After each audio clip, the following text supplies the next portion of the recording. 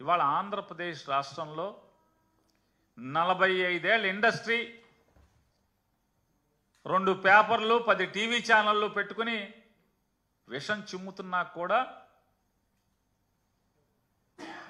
ఏ స్థితిలో కూడా తగ్గకుండా మొక్కవని ధైర్యంతో ప్రజల పక్షాన ఈ కూటమికి వ్యతిరేకంగా అలుపెరగని పోరాటం చేస్తున్న జగన్మోహన్ రెడ్డిని మనం చూస్తుంటే రాజకీయాల్లో ఉన్న ప్రతి ఒక్కరికి కూడా ఆఖరికి ఈ రోజున్న చాలామంది తెలుగుదేశం శాసనసభ్యులు కూడా ముచ్చటపడే పరిస్థితి. ఇవాళ ఎన్ని భారతదేశంలో విషం చిమ్మటమే కాకుండా అమెరికాలో పనామా లీక్స్ అని లేదా ప్యారడైజ్ పేపర్లని ఇంకేదో పేపర్లని అదని ఇదని జగన్ అమెరికా పోలీసులు వచ్చి పట్టుకెళ్ళిపోతారు ఒకరోజు రాత్రిపూట అని ఎంత చిమ్మినా జగన్ను ముఖ్యమంత్రిని చేసేశారు జగన్మోహన్ రెడ్డిని. ఇవాళ మళ్ళీ భయం. మనం ఎంత విషం చిమ్మినా 3 పార్టీలు కలిసినా ఎంత చెడు చేసినా ఇంకా జగన్మోహన్ రెడ్డికి 40% ఓటింగ్ ఉంది, దీన్ని చంపేయాలనేటువంటి తప్పుడు ఆలోచనలతోనే ఇవాళ మళ్ళీ విషం చిమ్మే ప్రయత్నం. వీళ్ళు ఎన్నిసార్లు విషం చిమ్ముతున్నా వీళ్ళకి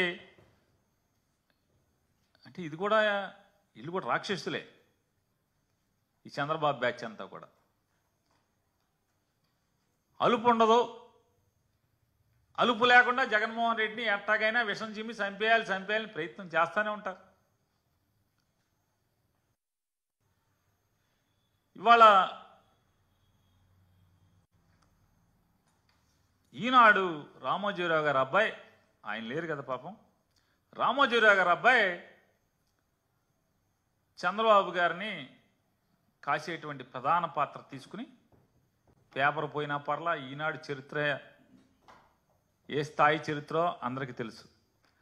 ఆ చరిత్రని తొంగలో తొక్కినా పర్లా, తప్పుడు వార్తలు రాయొచ్చు, అబద్ధాలు రాయొచ్చు, ఏది పడితే అది రాసేయచ్చు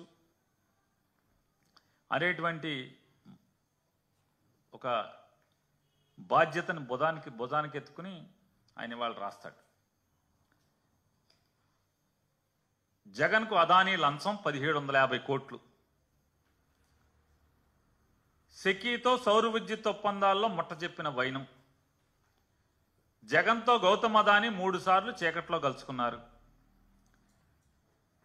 ఆ తర్వాతే ఒప్పందాలు కుదిరాయి, అంతర్జాతీయ స్థాయికి జగన్ అవినీతి. ఏంటి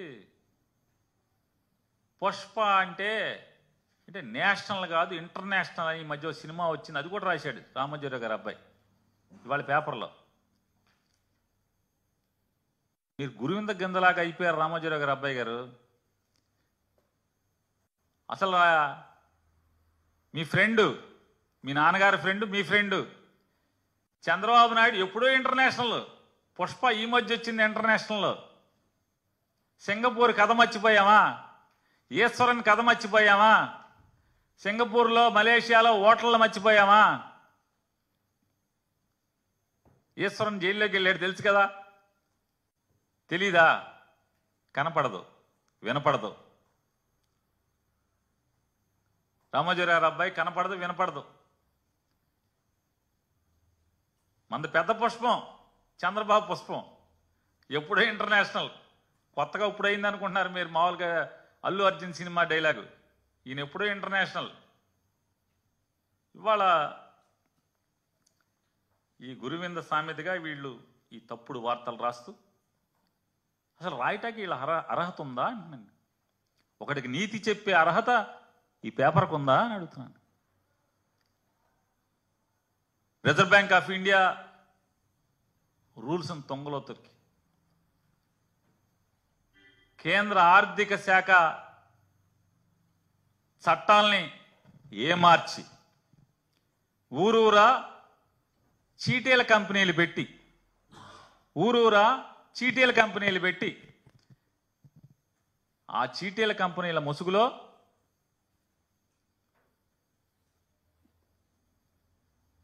రూల్స్కి విరుద్ధంగా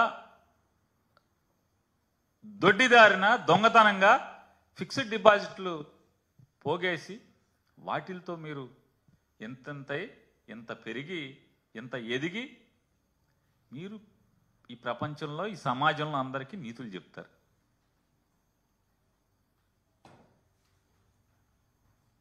ఎప్పుడన్నా ఒక్కరోజన్నా ఈ మార్గదర్శి పాపాల గురించి ఒక్కరోజన్నా రాశారా మీ పేపర్లో? ఒక్కరోజు ఇది తప్పు అని, మార్గదర్శి చేసింది తప్పు పాపం అని ఎప్పుడన్నా చెప్పారు ఎవరికన్నా? ఏ రోజన్నా రాసుకున్నారా మీ గురించి? మీరు సమాజానికి నీతులు చెప్తారు ప్రతోడికి. భలే మంచోళ్ళు. మనం ఒక జిల్లా ఏం చేస్తాం? సస్తామేంటి మరి? ఇక అంతకు మించి అనలేకపోతున్నాం. కృష్ణా జిల్లాలేండి మాది మా తినాలి వాళ్ళ తినాలిలాగా వీళ్ళు రాస్తారు. ఏమని రాస్తారా అంటే అసలు చూడండి,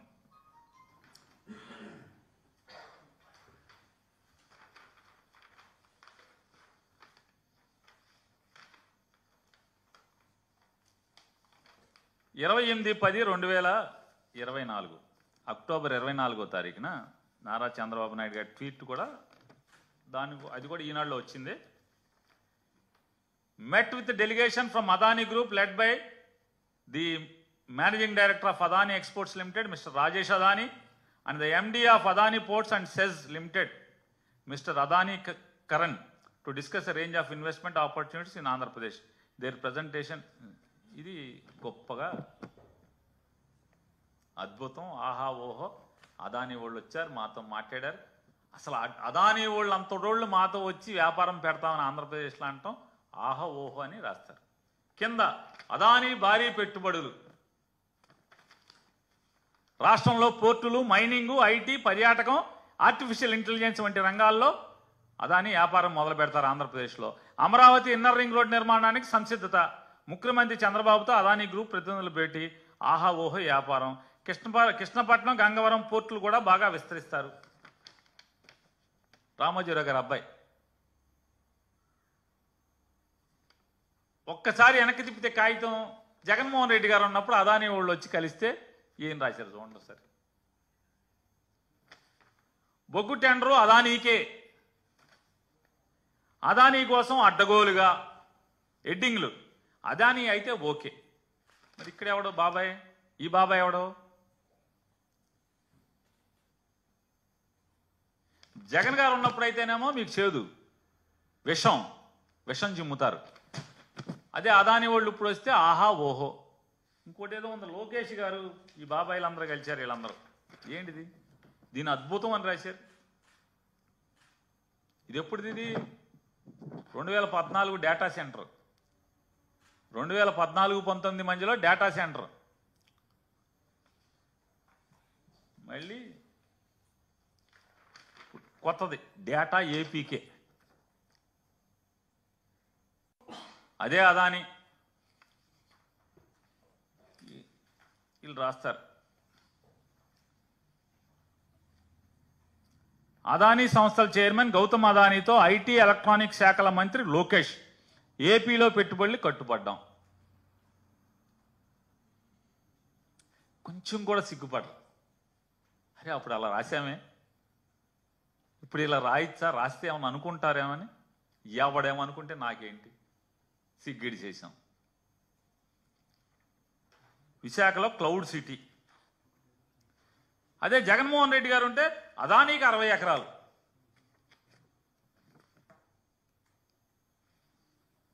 ఈ పాపాలు ఎట్లా ఉంటే వాళ్ళు చెప్తారు. ఏం రాస్తాడంటే ఆయన,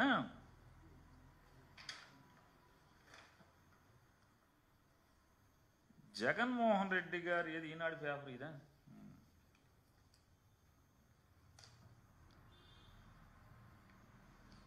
జగన్మోహన్ రెడ్డి గారు లంచాలు తీసేసుకుని ₹2.49 యూనిట్ కొంటామని ఆ ఒప్పందం వల్ల 25 ఏళ్ళు ఒప్పందం చేసుకున్నాడు. ఆ ఒప్పందం చేసుకోవటం వల్ల ఆంధ్రప్రదేశ్ రాష్ట్ర ప్రజల మీద 1,10,000 కోట్ల రూపాయలు భారం పడిపోతుంది. కానీ ఈ ₹2.49 అనేటువంటి మాయలో యూనిట్కి ₹2.49 అనే మాయలో దీనికి అదనంగా మరొక ₹3.24 ప్రజల మీద భారాన్ని పెడుతున్నాడు. ఎట్లా అంటే అక్కడి నుంచి వేరే రాష్ట్రాల నుంచి విద్యుత్ ఇక్కడికి తరలించడానికి ₹3.24 అవుతుంది. కాబట్టి మొత్తం ₹5 చిల్లర అయిపోతుంది. ₹5.70 73 అయిపోతుంది. ఇది ఘోరం దుర్మార్గం అని రాస్తాడు. ఎంత పచ్చి పాపం అంటే ఇలా రాయొచ్చా? ఇది జర్నలిజం నీతేనా అని కూడా వీళ్ళకి ఏమాత్రం కూడా సిగ్గుపడే పరిస్థితి ఉండదు.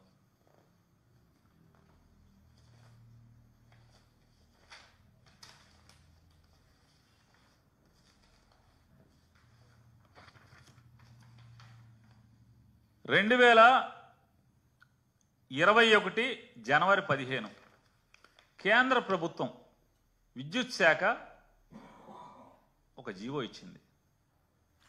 ఏమని? waiver of interstate transmission charges and losses on transmission of electricity generated from solar and wind sources of energy.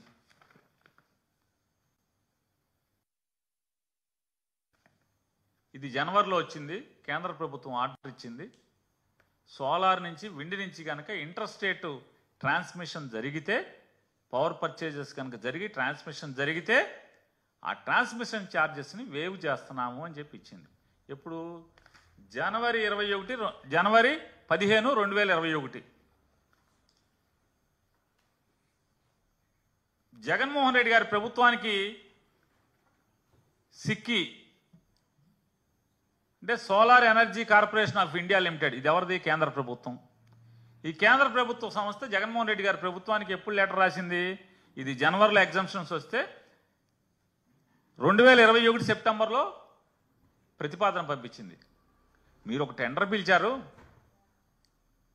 Green energy power corporation limited ద్వారా మీరు ఒక టెండర్ పిలిచారు. మీకు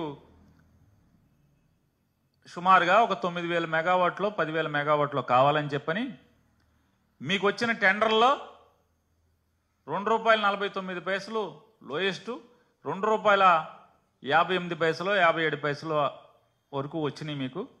మేము ఆ ₹2.49కే ట్రాన్స్మిషన్ ఛార్జెస్ కూడా వేవర్ ఉన్నాయి కాబట్టి అదే $2.49కి మేము ఇస్తాము అని చెప్పి ప్రతిపాదన పంపించింది కేంద్ర ప్రభుత్వ సంస్థ. అదాని పంపల, కేంద్ర ప్రభుత్వం సంస్థ పంపించింది. అప్పటికి green energy power corporation limited అనేటువంటి ఆంధ్రప్రదేశ్ ప్రభుత్వంతో ఏర్పాటు చేయబడినటువంటి ఒక సంస్థ టెండర్లు పిలిస్తే అదేనికి కరెంట్ ఎందుకు?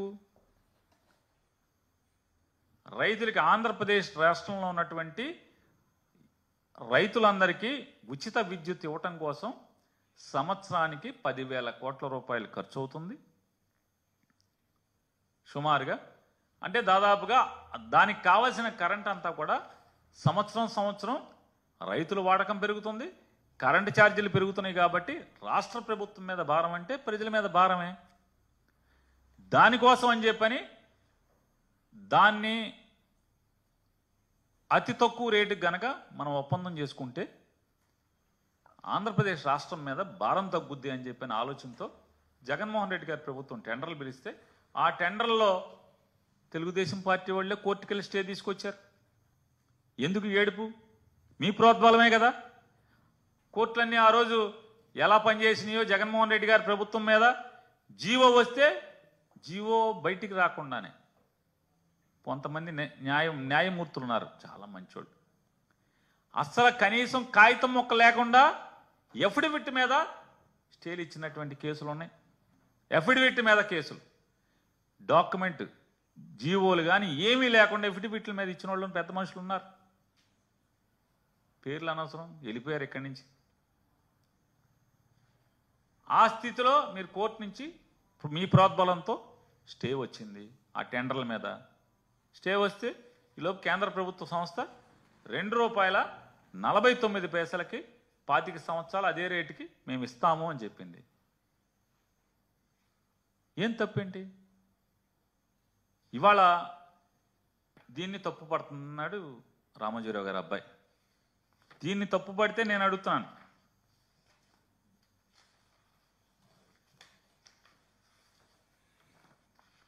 మన చుట్టం,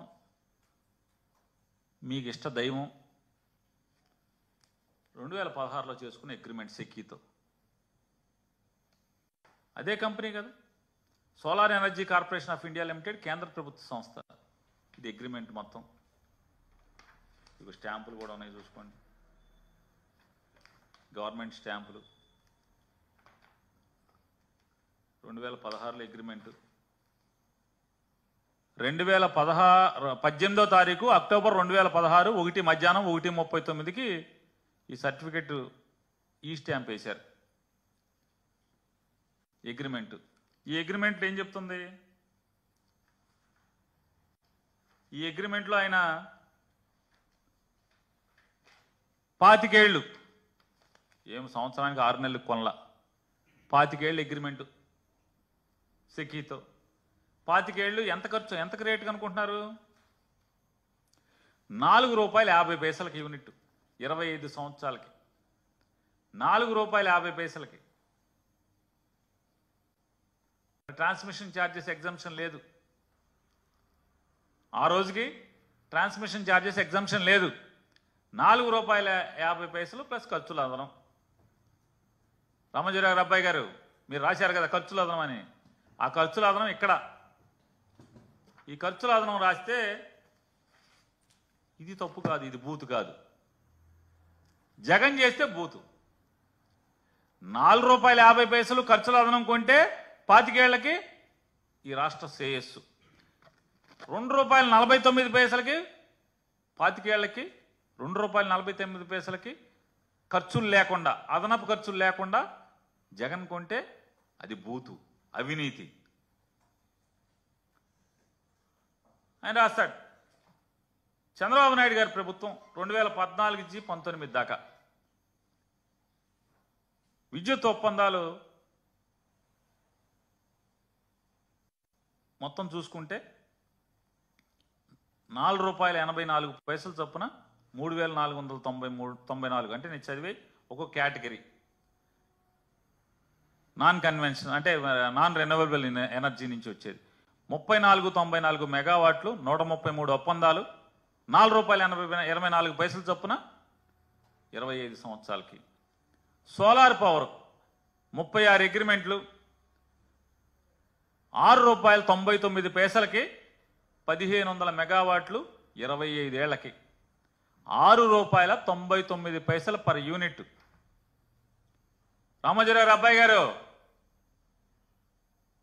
నిద్ర నటించబాకండి, వినండి ఒకసారి, చూడండి. ఈ కూడా ఈ కాగితాలు కూడా చూసి రాయండి.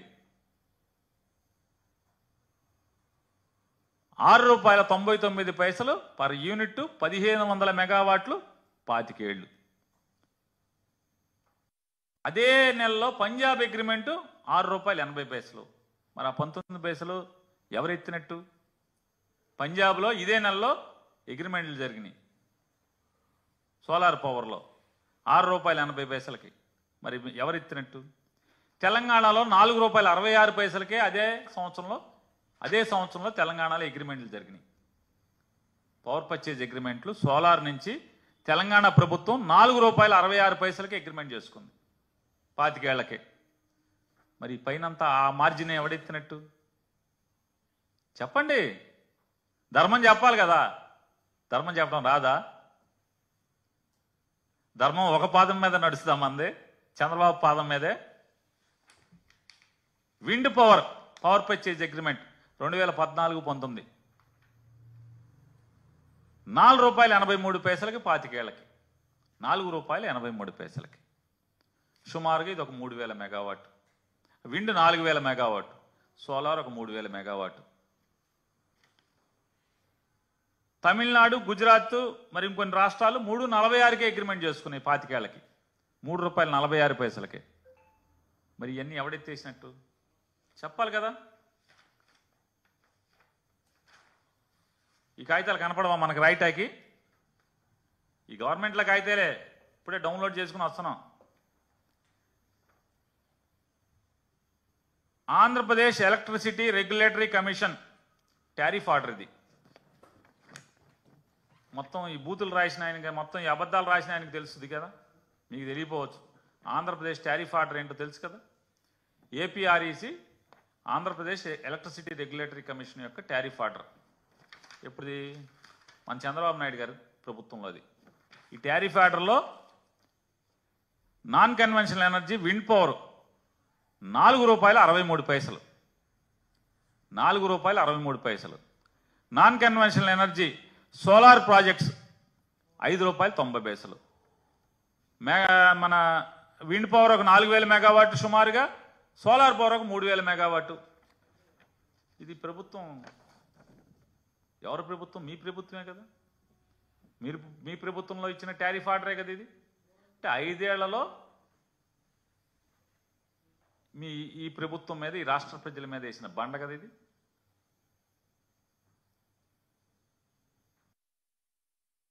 మనోడు చేస్తేనేమో ఆహా ఓహో, పాపాలు చేసినా కూడా, జగన్ మంచి చేసినా కూడా విషం చిమ్ముతారు. ఇది అంత పాపం అసలు. ఇది నిజంగా ఈ లెటర్ ఏదైతే ఉందో, ఈ లెటర్ కేంద్ర ప్రభుత్వం నుంచి జగన్మోహన్ రెడ్డి గారికి వచ్చినప్పుడు దీనికి ఒప్పుకోకుండా ఉండుంటే మన 2 పేపర్లు ఏమని రాసి ఉండేవాళ్ళు? కేంద్ర ప్రభుత్వం ₹2.49 ఇస్తా అన్నా కూడా జగన్మోహన్ రెడ్డి ఎవడి కోసం, ఎవడో దగ్గర కరెంటు కొనటం కోసం ఇది తీసుకోలేదని రాసేవాళ్ళ, విషం చిమ్మేవాళ్ళు కదా. అదే సినిమాలో పరశూరు గోపాలకృష్ణ చెప్తాడు, ఎన్టీ రామారావు గారు అలా ఆవిడ క్యాన్సర్ హాస్పిటల్లో ఉంటే వరద వచ్చింది, వరదలకి వెళ్ళాడు, హాస్పిటల్కి వెళ్ళాడు, అదైతే అది రాసుకో, ఇదైతే ఇది రాసుకో అని చెప్తాడు. డిట్టో పరశూరు గోపాలకృష్ణ పాత్రకి మీకు ఏమైనా తేడా ఉందా? అసలు మీ పేపర్కి ఏమైనా తేడా ఉందా అని అడుగుతున్నాను. మీ ఊడికి కదా గడ్డి పెట్టాల్సింది, చంద్రబాబు నాయుడికి కదా. ఏమయ్యా, చిన్న కుర్రాడు, మొదటిసారి ముఖ్యమంత్రి, ₹2.49 అగ్రిమెంట్ చేసుకున్నాడు. నువ్వు అదే కరెంటుని సంవత్సరంన్నర ముందు జగన్ ఎక్కే సంవత్సరంన్నర ముందు ₹5.90 విండేంటయ్యా, ₹4.83 ఏమో సోలార్ ఏంటి, ఇదేం పోయే కాలం, తప్పు కదా అని చెప్పి అని అడగాలి కదా. రాయేశారా? అడిగారా? పోనీ రాయరు. ఎందుకు? జనసొమ్ము పెట్టి మీ నాన్నగారికి ఓ 15 కోట్లు 20 కోట్లు పెట్టి మీ నాన్నగారికి సంతాప సభ చేశారు కాబట్టి మీరు అడగరు, రాయరు. ఇదేంటి? చంద్రబాబు ప్రేమ ఉంటే చంద్రబాబుకి మీరు ఏమన్నా పని చేశారు, పేపర్లో బాగా జగన్ని విషం చిమ్మారు అనుకుంటే ఆయన డబ్బుల్లోంచో పార్టీ డబ్బుల్లోంచి కదా సంతాప సభ పెట్టాల్సింది. జనం సొమ్ముతో సంతాప సభ ఏంటి? అందుకు మీరు ఈ రుణం తీర్చేసుకుంటారా?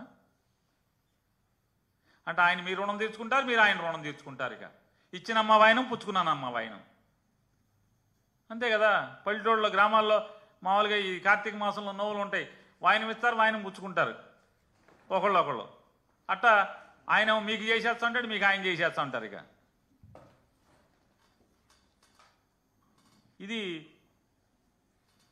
ఇది పచ్చి పాపం కదా అంటున్నాను. ఇవాళ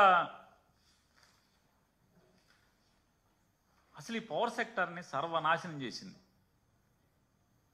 ఏమాత్రం అసలు నిజంగా చంద్రబాబు నాయుడు గారు గొప్పోడయ్యా. సిగ్గుపడకుండా ఇవాళ కూడా చెప్తున్నాడు సంపద సృష్టిస్తాను.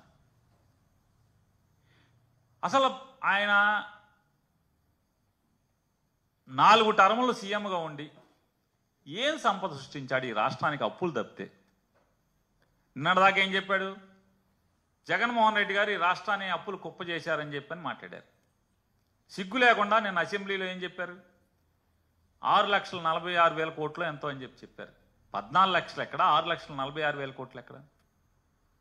అంటే చంద్రబాబు నాయుడు రాష్ట్రం విడిపోకముందు అప్పు, చంద్రబాబు నాయుడు అప్పు, జగన్మోహన్ రెడ్డి అప్పు కలిసి 6,46,000 కోట్లు అయితే జగన్మోహన్ రెడ్డి ఒక్కడే 14 లక్షలు అప్పులు చేశాడని చెప్పని మీరు వాగారు.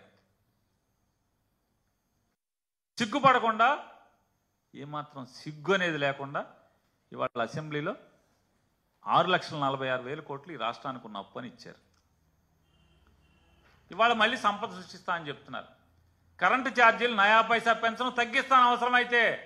నా అనుభవాన్ని రంగరించి కరెంటు ఛార్జీలు తగ్గిస్తానని ఓట్లు అడుక్కుని ఇవాళ జగన్మోహన్ రెడ్డి గారి బొమ్మ అడ్డం పెట్టి జగన్ చేశాడు తప్పులు, అందుకని మేము మొత్తం 17,000 కోట్ల రూపాయలు కరెంటు ఛార్జీల భారాన్ని ప్రజల నెత్తిన మీద వేసే పరిస్థితి.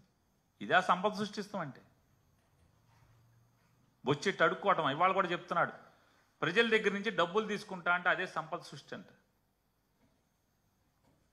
ఏంటి P4 4P ఏదో చెప్తున్నాడు, 4P అంట. ఒకసారి పదాలు చక్క భలే భలే వాడతాడు. ఇంక్లూజివ్ డెవలప్మెంట్ అంటాడు, మళ్ళీ ఇంటికాడ రాసుకొచ్చాడు అనుకుంటా. ఏంటి ఎవరి దగ్గర P4 అంట. ఏంటి P4 ఏంటి అంటే ఈ రాష్ట్ర సంపదని, ఈ రాష్ట్రాన్ని డబ్బున్న వాళ్ళకి అంటకడతాం, అంతే కదా. అప్పచెప్పేయటమే కదా, అప్పనంగా ఆర్తపల్లిని అప్పచెప్పేయటమే కదా P4 అంటే. గవర్నమెంట్ మెడికల్ కాలేజీని నమ్మేస్తావు, గవర్నమెంట్ పోర్టులను నమ్మేస్తావు, ఇది సంపద సృష్టి అంటావు. ఇప్పుడు ఒక 50,000 కోట్లు పైన చేసేసావు అప్పు. 6 నెలల వల్ల 5 నెలల్లో 50,000 కోట్లు అప్పులు చేసావు. ఇస్తా అన్న పథకాలు ఇవ్వలేదు. సంవత్సరానికి 3 గ్యాస్ బండ్లు అన్నావు, ఒక గ్యాస్ బండ్ నెత్తి మీద కొట్టి సరిపెట్టండి అంటున్నావు. జగన్ ఉన్నప్పుడు బాధుడే అన్నావు. ఇప్పుడు అసలు ఏది ముట్టుకున్నా బాధుడే కదా. కందిపప్పు, టమాటా, ఏది పప్పు, అసలు మామూలుగా ఏది నీ ఇష్టం వచ్చింది తీసుకో, అన్నీ బాధుడే కదా. సంవత్సరానికి 3 బండ్లు అన్నావు కదా. మరి ఈ సంవత్సరం నువ్వు ఎక్కి రేపు మార్చికి సంవత్సరం అయితే మరి మొదటి సంవత్సరం ఎంత? మళ్ళీ మార్చికి దిగిపోతావు కదా నువ్వు. మళ్ళీ మార్చికి ఉండవు కదా, ఎలక్షన్ వచ్చేస్తుంది కదా కోడు. లేదా మోడీ గారు ఏదో అది ఇది అంటున్నాడు, అది అయితే అసలు ఇంకా ముందే అయిపోతావు కదా. 27కి అయిపోతావు అంటున్నారుగా.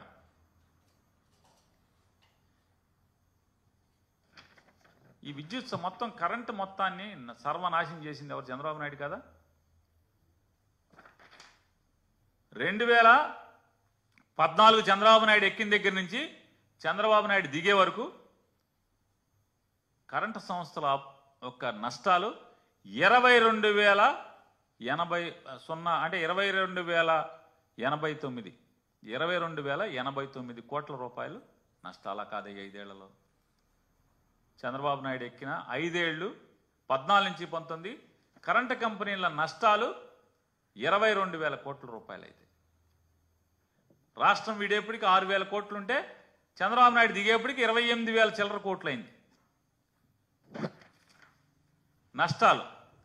అలాగే కరెంటు కంపెనీల యొక్క అప్పులు 86,000 కోట్ల రూపాయలు.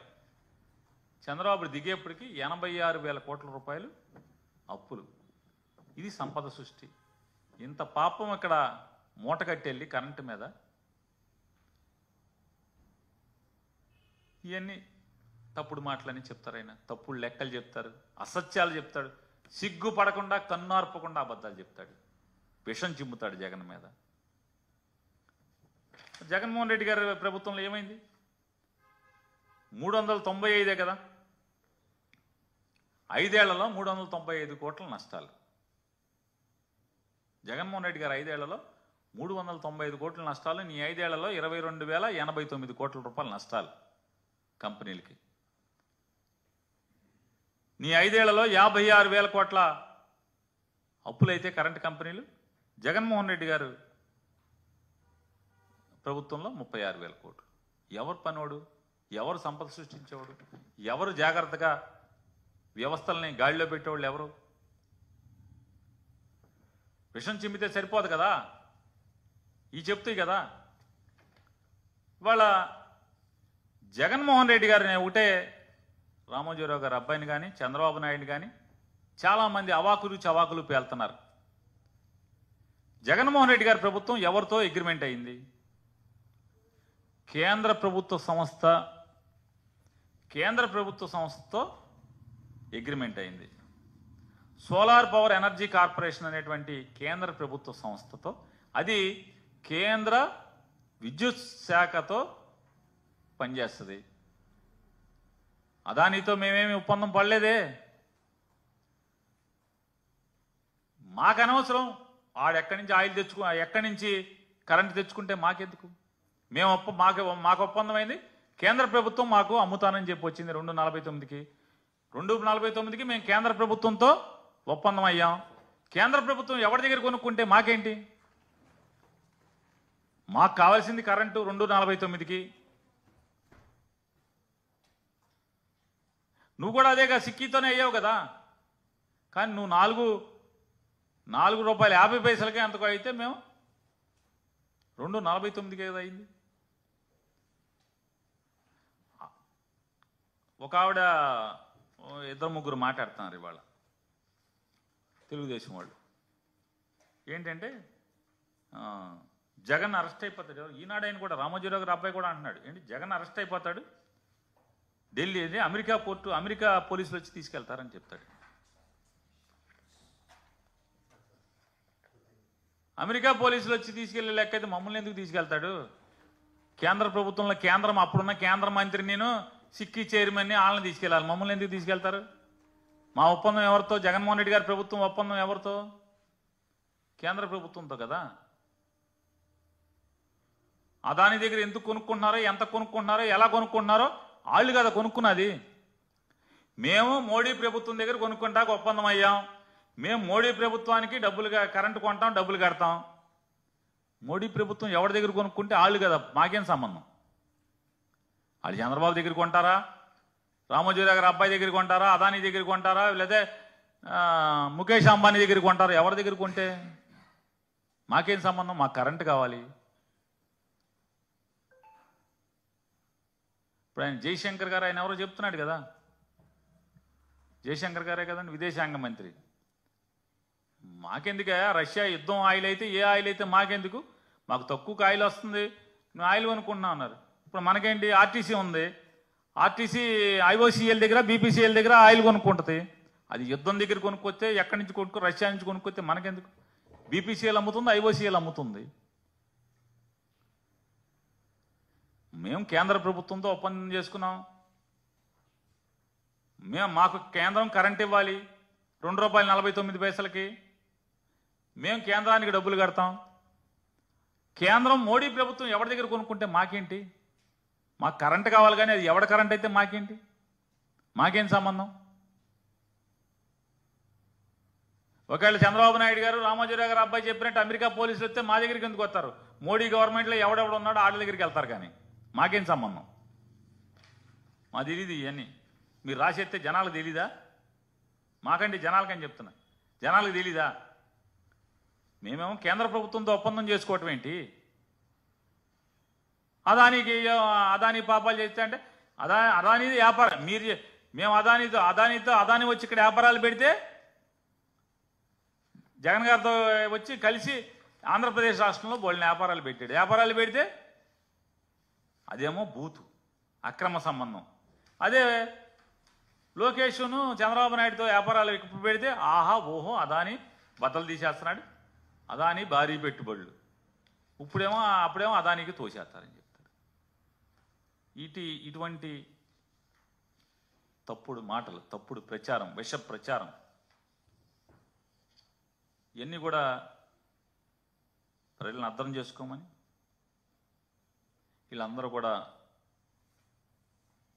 రామోజీరావు గారు అబ్బాయి గారు, చంద్రబాబు గారు, వీళ్ళందరూ కూడా ఇచ్చినమ్మ వాయనం పుచ్చుకున్నానమ్మ వాయనం, వీళ్ళకాళ్ళు వాళ్ళకి ఇళ్ళు చేసుకుంటూ ఉంటారు. దానిలో భాగంగానే జగన్మోహన్ రెడ్డి గారిని మీద విషం చిమ్మే కార్యక్రమాన్ని ఈరోజు నిరాటంకంగా, నిరంతరాయంగా, పాపభీతి లేకుండా, నిర్లజ్జగా చేసే కార్యక్రమాన్ని కొనసాగిస్తున్నారనేది ప్రజలకు విశదీకరిస్తూ సెలవండి.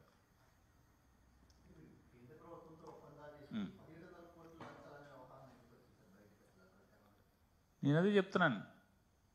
ఖచ్చితంగా నేను ఇంకోటి కూడా చెప్తున్నా సార్, ఛాలెంజ్ చేస్తున్నా రామోజీరావు గారి అబ్బాయిని, ఈ ప్రభుత్వాన్ని, రాష్ట్ర ప్రభుత్వాన్ని రద్దు చేయి.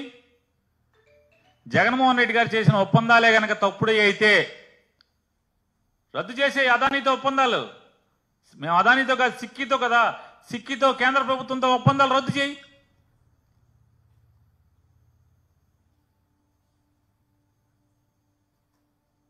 ఎవడొద్దన్నాడు? రద్దు చేయి, మీ ఇష్టం వచ్చింది చేయి. మేము దేనికైనా మేము పక్కాగా నిజాయితీగా పరిపాలన చేశాం. ప్రజల శ్రేయస్సు, ప్రజల సంక్షేమం కోసం పరిపాలన చేశాం. రండి, ఇందులో మా తప్పు పాపం ఉంటే కదా. నీకు చేతనైతే, మేము చేసింది పాపం అయితే నువ్వు రద్దు చేయి. కేంద్ర ప్రభుత్వంతో జగన్మోహన్ రెడ్డి గారి ప్రభుత్వం చేసుకున్న ఒప్పందాలు రద్దు చేయి. ఏ సరుకు లేదా?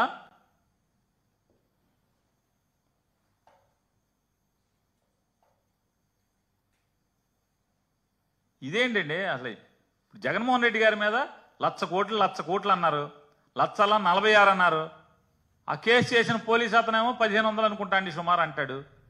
అందులో ఇప్పుడు 7-8 మంది ఐఏఎస్ ఆఫీసర్లు మొత్తం ఎక్కిట్లు వచ్చారు, అందరూ నిర్దోషులుగా బయటకు వచ్చారు. మరి దాంట్లో సంతకాలు పెట్టిన అధికారులే నిర్దోషులు అయితే జగన్మోహన్ రెడ్డికి ఏం సంబంధం అసలు? ఆ ఫైల్ మీద సంతకాలు పెట్టిన ఐఏఎస్ అధికారులు నిర్దోషులని సుప్రీంకోర్టులు తీర్పులు చెప్తా ఉంటే, హైకోర్టులు తీర్పులు చెప్తా ఉంటే అసలు జగన్కి కేసులో ఏంటి సంబంధం? కాంగ్రెస్ పార్టీ చంద్రబాబు నాయుడు కలిసి పెట్టిన తప్పుడు కేసుల మీద 1,00,000 కోట్లు, 46,000 కోట్లు, ఈ చివరకు 1,500 కోట్లు అన్నారు. ఆ 1,500 కోట్లు అబద్ధం అని చెప్పని తేలిపోతుంది కదా. ఇది కూడా విషం చెమ్మటమే ప్రజలందరూ గమనిస్తున్నారు.